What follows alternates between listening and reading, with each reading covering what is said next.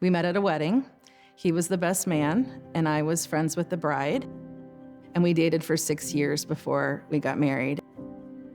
Maynard and I met in high school.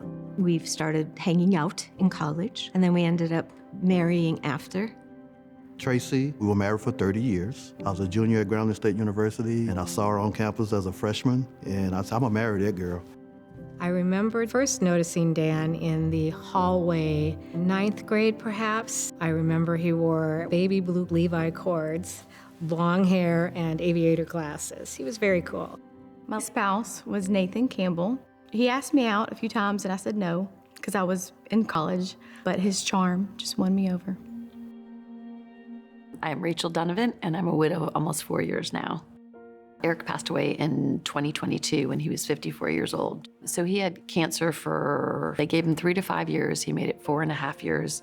He was amazing. It was a great life. We had so much fun together. That's what I miss the most about him, is how much fun together and how much we laughed together. Maynard was working in his job as an airport manager. A cable had broke, so he had to go in the rafters. There was a weak spot, and so he fell. I didn't know how to live without him, and I didn't know where to start. I was used to my husband not coming to bed on the weekends because he would sleep on the couch. So I looked in the den and he wasn't in there. And then I looked in the kitchen and that's when I found him. He passed away suddenly. He had a massive heart attack.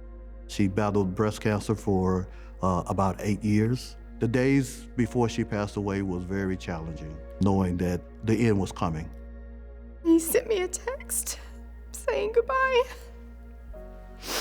And his dad called me back screaming that he had found him. Dan, his collarbone was full of cancer. His bones were breaking as he laid there. He just kept whispering my name, and so I'd get closer and closer and closer, and put my ear to his mouth, and then he just kissed me. Going through a traumatic event of losing your spouse throws you into a widow fog where it is really hard to process just regular information. I was just so stuck. I could not make a decision by myself because of the fog and just not wanting to make the wrong decision. I couldn't put 2 sentences together. I struggled, just taking care of me and my kids. And I knew that I needed some help. I went on the Wings for Widows website and I chose a financial advisor. The first step in our process, I call it the triage session, where we're really there to address time-sensitive, urgent priorities. And then from there, we take them through our coaching process. And it's tailored a little bit to each person because everybody's needs are a little bit different. It's not uncommon for a widow to be completely left in the dark when it comes to their finances.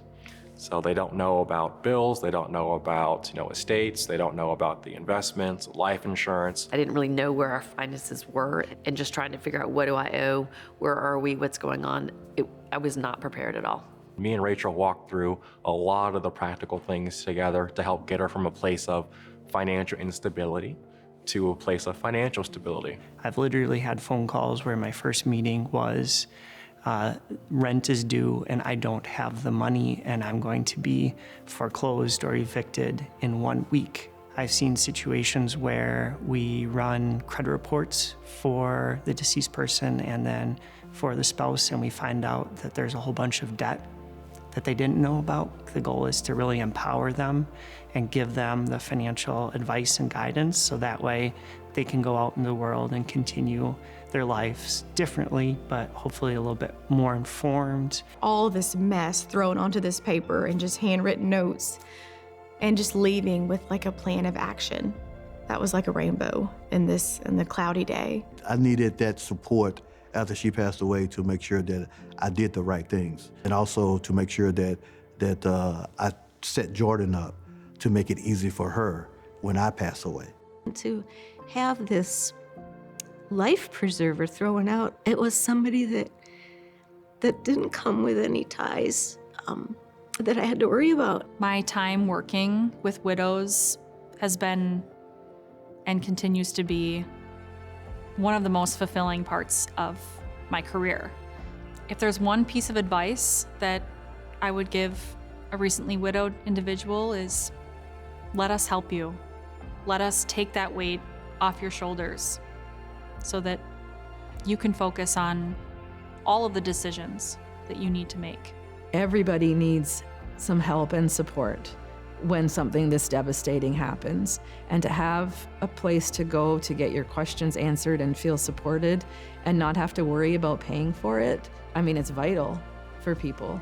To be able to be there for them and provide some ounce of reprieve and take some worry off of their plate so they can focus on their grief is just personally rewarding and fulfilling to be able to do that.